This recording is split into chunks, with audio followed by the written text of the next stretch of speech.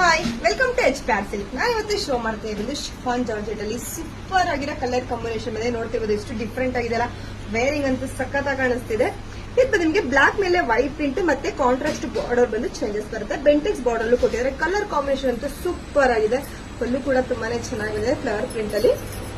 Wow, blouse ಅಂತೂ ಸಖತ್ತಾಗಿದೆ. Combination ಎಷ್ಟು ರೇರ್ ಕಾಂಬಿನೇಷನ್ ಅಂದ್ರೆ ವಾವ್, ನೀವೇ ನೋಡ್ತಿರ್ಬೋದು.